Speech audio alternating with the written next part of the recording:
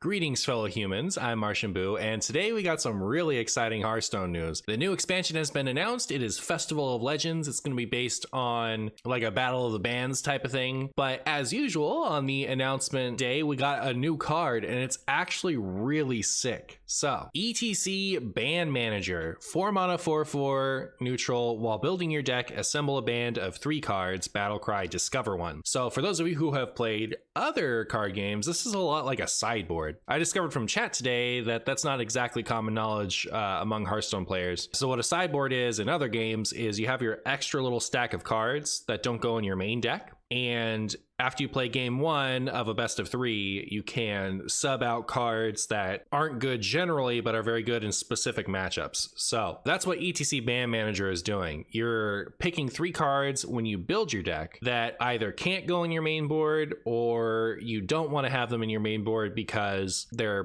pretty bad against most things. And then you play ETC Band Manager and pick from one of them. This in Wild actually opens up a ton of space for fun, cool things to do. You're probably thinking, all right, now I can put my Plate Breaker and my Skulking Geist and whatever in the ETC, and that is a good place for it if you want to run those things, but there's a lot more you can do with it. So I have a deck here for you of every class. So I tried to stick to things that are already established with this for the most part, because I wanted to show off the potential a sideboard gives for already meta decks, but that's not an option for every class, and there actually is at least one cool thing that only exists because of this. So we have a couple that break the mold, but for the most part, these are going to be already established decks. So first up here, we have Even Decay. To see what's in the ETC, you just click on what the band is, and then it takes you to the cards that you have inside it. So when you first open it up, there's nothing here. You would go through your collection like normal and put cards in here as if it was its own deck list, but it's only like you can see it's a 3-size deck list. So a couple things worth noting. ETC doesn't let you do anything that you couldn't do normally. So for example, you can't put in an extra legendary of a legendary you have in your main deck, and you can't put in like a 3rd copy of a card. There are some bans, so things like Cthulhu the Shattered are banned, because if you could just run a Cthulhu the Shattered in your sideboard, it wouldn't split into pieces. It would be like 4 mana 4/4, add the already assembled Cthulhu to your hand. So everything with a start of game effect is not on the list. The Galakron hero cards are currently banned, but they're going to get changed later. I guess there's a bug with them. So you can't put the Galakron heroes in here, but that's going to change eventually. So for now though, something that he does let you do, so this is Even Death Knight. All right, the cards that are in ETC, while you can't break like the 2-card regular 1-card legendary rules, they aren't considered to be in your deck. So you can do things like put odd cards in your Even deck. I actually think that ETC is going to get played in Even Death Knight. I think it's an excellent home for it because Death Knight struggles with value. Lord Marigar and Astalor Bloodsworn are some of the best cards in Even Death Knight when you actually look at the stats of like the win rates. The deck just runs out of gas. It has a really strong early game and then it runs out of gas. So it needs bombs to play, but you don't have a lot of good options. And ETC provides those options for you. So you can run the Scourge, you just put it in the ETC. So the intent is to give Even Death Knight another bomb with the Scourge, but you also have the flexibility of ETC being able to multi the environment. So there are a lot of other things you can add. I chose to put in Lotheb. Lotheb is just generally good in mid-range decks anyway, so it's nice to have like that tempo option. You go ETC on 4 into Lotheb on 5. And then Anti-Magic Shell. So if you have a big board you want to protect, you're expecting your opponent to be able to target your stuff down, you can pick Anti-Magic Shell, as well as it being kind of like a burst card. So none of these you could play in Even Death Knight before, and now you have these options. And there's a ton of other things you could do if you want to. That's just what I went with first. Next up, we have Outcast Demon Hunter. It was hard to pick a deck for Demon Hunter because Demon Hunter isn't really a thing in Wild. Apparently it should be though. I guess Outcast Demon Hunter is pretty decent. It's just nobody's playing it. So I went with a list by Copper Scum, who's been playing a lot of this. And what I did is I cut an I-Beam for ETC. And then I added the Lotheb again. And then Glide is kind of nice against certain opponents. It's nice to have. You really don't want to have it in your main list, but it's nice to have it in the sideboard. And Immolation Aura, so you can play this and it gives you some game against aggro if you need it. These are the type of things you don't really want to run in the main deck, but when you have them situational as like responsive to slow value decks that want to get their big hands or combo decks, you have that ready option. And then if you fall behind against aggro, you can get your Immolate. Next up, we have Reno Druid.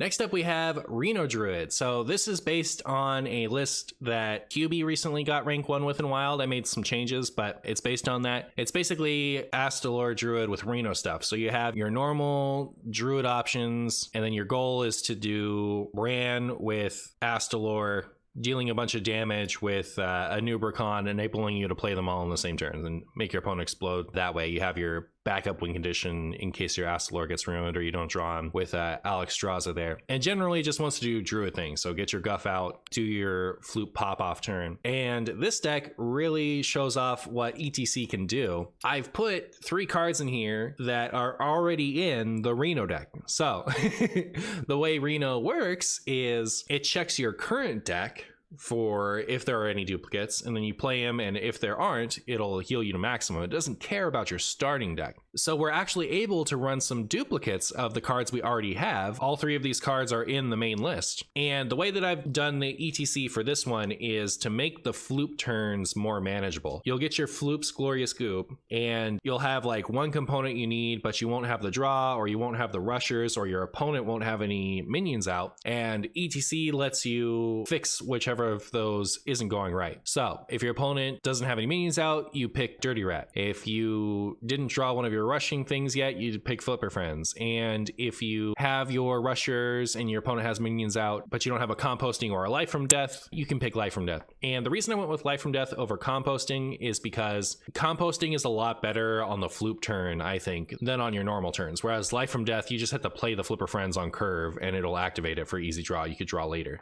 So I just think this is the better, more flexible draw card. So that's the one I put in the band. So it's going to help you set up your Floop turns or just fill in whatever you need currently. It's pretty flexible. Next up, we have Beast Hunter. So it's a pretty typical list, but then looking at the band, I went with Master's Call. ETC is the only non-beast in the deck. So if you have your ETC and you play it, you can get Master's Call and it will draw you 3 beasts. Lothab is just pretty good with, like, you play ETC on 4, you get your Lothab on 5. And then Devouring Swarm is a kind of situational card that has been good in Beast Hunter in the past. It'll let you play your ETC and immediately use it as removal. And if he dies, you get the ETC back to go and get one of the other things. The way that ETC works with multiples is once it's picked, it's gone from the pool. So you can't use it with like Shadow Step and Rogue to get infinite ETCs. Next up, we have Quest Mage. So this is the deck that ETC actually enables. The Parrots recently got gutted. Doing the infinite turns Quest Mage, it doesn't really work as well anymore because you have to actually play a Potion of Illusion with Savara and then play the Potion of Illusion for Ramoth to recast itself as many times as you could do with the Parrot. But now you can do that every game. So ETC, in the band, we put in Potion of Illusion. This Potion of Illusion did not start in your deck. So when you cast this one, Ramoth will find it and recast it, adding a new Ramoth to your hand and recast Time Warp as well. So all you have to do is play ETC and play your Time Warp and your Ramoth is infinite. I was going to meme and put like Ultrasaur and something else stupid in here because the entire point of ETC is to make sure our combo works. You don't need anything else in the ETC band for this deck, except that Potion of Illusion will add another ETC back to your hand. So what you can do is, after you Potion of Illusion your ETC, you can use it to stall for a couple of turns with your Frost Nova or your Solid Alibi. This is otherwise using the regular shell that we were using right before the Parrots got gutted. I do think that maybe there's some potential for a Reno Quest Mage with this. I'd have to experiment more with it. That gives you the benefit of adding the second Ice Block to the ETC if you wanted to. So you can try around with that if you're feeling creative. All right, next up we have another class that doesn't really have a real deck in Wild, Paladin. So I built an even Paladin because I think it's really cool that ETC lets you run odd cards in even decks. This is kind of like the Alterac Valley version. We have the Doln Boldar Bridge and the Call to Arms, which is the soul of the deck. The recent additions, we get Blood Matriarch Eladrin, which is really good with Call to Arms. We're running nerfed Cariel. We couldn't otherwise, so it's kind of cool that we get the upgrade to Cariel later on in the game. And then in the ETC, Divine Favor. So card advantage is something that deck struggles with sometimes. If you're running low on cards, you can play your ETC to get Divine Favor. Here we have Lothab again. You couldn't run it otherwise, but it's in general, it's a good mid-range card. I don't know about this exactly, but I feel like Anachronos would be pretty good, especially for tempo mirrors. If you're up against like an even Death Knight or an even Shaman or something like that, if you're good at predicting, you could play your ETC on 4, getting Anachronos, planning to like come back on board on turn 7. But yeah, this is mostly just if you really want to play ETC and play Paladin. That was my big cool idea. Then we have Reno Shadow Priest. So mostly regular Shadow Priest stuff. We did get the recent Cannibalized card, which I think is pretty good for a reactive deck. And then we have in the band a few things. So Mass Hysteria I think is really good, and this is a duplicate. So we didn't get to run 2 Mass Hysterias before, now we can. But the reason I like Mass Hysteria over some other options is you can go ETC on 4 into Mass Hysteria on 5. So you set yourself up for the next turn clear when you're up against like even Shaman or Pirate Rogue or something. Moved the Void Touch Attendant that people have been running to go with Astalor into the ETC, because you really don't want to be getting that normally. But this way, in the matchups where it matters, you have access to it through the ETC. And then we have Shard of the Naru, which is a holy spell. So you can run a holy spell in your Reno Shadow Priest now. There are a few options, but it turns out that like you just don't really want the spells in there too much anyway, at least this late in the game. There's a lot of stuff like Penance and Power Word Shield that you'd love to run normally, but I just feel like they're too low impact by the time that ETC comes down. The nifty thing about Shard of the Naru is it nullifies your opponent's even shaman board pretty well. And then if none of these are handy, what you can do is you can just get it and trade it to start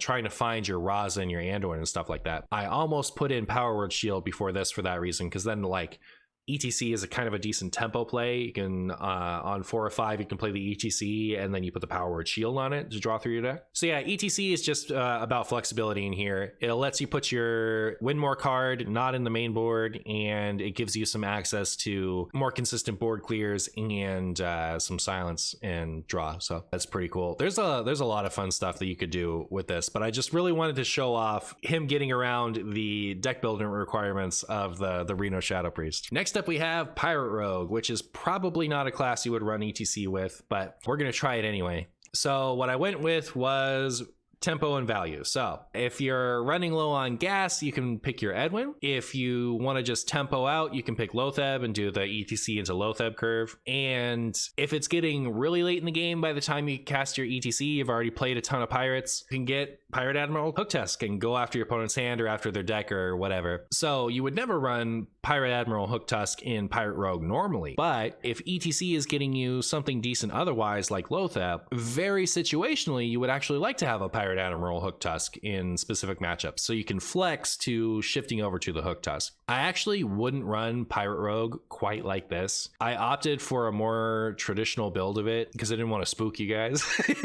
since I was adding ETC anyway, but Buccaneers are actually pretty bad, it turns out. I know you think they're probably home runs on paper, but they're actually pretty bad. So I prefer mistakes in that spot, and I kind of prefer South Sea Captains over the Puffer Fist if you're interested in running it more like I would. But just I didn't want to like throw too many curveballs at you, so we just have like a pretty stock list that we've just put in ETC over one of the Puffer Fists. Next up we have Even Shaman. Even Shaman, another deck that doesn't get to run any odd cards, and there is an odd card that it really wants to run with Eyesore. We've discovered from the Amalgam that Eyesore is really, really good in Even Shaman when you get it off that. I don't know that it's as good off of ETC because playing it on 3 is probably way better than playing it on 5, but we have invited an odd card to the party nonetheless. Bloodlust, which I think is actually probably the best thing I've put in here, like the most practical rather. As you get towards the end of the game, when you're looking to close things out, it gives you access to a reliable option to end the game. And just to be cute, we've put in Windshear Stormcaller. If you're getting close to having all of the basic totems when you play your ETC, you can pick Windshear Stormcaller and get your cheap Alakir with the 5/5 body. Other things I was looking at that are probably better, like Primal Fusion, I think could be pretty good to add in here. Of course, Lotheb is pretty good. You could also consider putting in Totem Reflection. So with Lotheb and Totem Reflection would be kind of similar. You hold your Gigantotem when you play ETC, get your Lotheb or your Totem Reflection, and then next turn you play your Giant with those cards. So if you pick Totem Reflection, you get an extra copy of the Giant, and if you pick Lotheb, the Lotheb protects your Giant so that you're more likely to be able to swing with it. That would be especially good probably if you were running a list that has Wind Furies. Wind Fury, also another example of a card that would be good in the ETC band. All right, so then we have Reno Curse Warlock. This is a deck that I actually just made a video of. It is the last one that I posted, so if you're interested to see this deck in action, go ahead and check that out. It's Reno Lock that runs the Curse cards as its like finisher. So it's an amalgam of board clears, and then you have all of the curse cards to deal damage to your opponent. And even though you're running singles between like Bran, Zola, Raise Dead, Tamsin, all that stuff, you can actually still stack up a surprising amount of curses. And with ETC, you can run even more. So we have the cultist, the minion that adds the curse to your opponent's hand. Raise Dead I have in here over the 3 mana deal 4 add a curse to your opponent's hand. That was the one I wanted initially, because that way you can play, what's that called? It's like dragged below. So that way you could get dragged below if you have Tamsin in your hand, or you could get Syracuse Cultist if you have Bran in your hand, and just pick whichever one is better for the situation. And if you get ETC back with Raise Dead, you can get the other one. But I opted to switch to Raise Dead because chat was really excited to play Raise Dead and ETC both in this and in the Raza Priest list. So that's definitely something you can consider in both of those situations. It's a really good card to just kind of get for free off of ETC. And then I put in Defile because I think having access to a board clear flexibly is good. Finally, we have Reno Warrior, another deck that isn't actually real, but the cute thing that we've done with this deck is we have a Dead Man's Hand in our main board, and then we have a second Dead Man's Hand in our sideboard. So you can actually get the infinite Dead Man's Hand going in a Reno deck. That is almost assuredly more cute than practical. Shield Shatter is like the best card in the whole deck. You always want to have more of them. Warriors board clears are shockingly bad apart from this one, so being able to get another one out of your ETC is good. And then we have Skulking Geist, which is a card that Reno Warrior runs sometimes anyway to deal with Druid and the like. And this way you don't actually have to run it in your main board. You don't have to draw it against aggro. You can draw this against aggro instead. And this is just a prime example of putting your bad tech card within ETC to only get it out when you need it. So my recommendation to you, if you are wanting to run ETC as a like tech toolbox, pick 2 techs and have 1 good card. Because if you pick 3 techs, then ETC is always a bad card that is only good situationally, just like your tech card was before. But if you choose 2 bad cards and a good card could be like as easy as just putting Lotheb in there if you wouldn't run Lotheb otherwise. But anything that has proactive implications, a weapon or some kind of value card or a board clear or something like that. Anything where you actually want to run that in your main board. That way, ETC is always good. It can be a tech card when your techs are relevant, and when there isn't a relevant tech, you can play it, and it's a 4 mana 4/4 that adds a good card to your hand. So 2 tech cards, 1 good card if you want to go full tech toolbox. Generally, I prefer 3 good cards for ETC because even good cards can be situational, as we see with value cards and board clears. But yeah, that's my recommendation to you if you want to go, Geist Plate Breaker, put like a Lotheb or something in there too. All right, so that was all 11 classes. I hope you enjoyed the video. I will have the codes for the decks down in the description. Let me know what you think of ETC, what you're excited to build with him. Remember to like, comment, and subscribe to support the channel, and thank you so much for watching.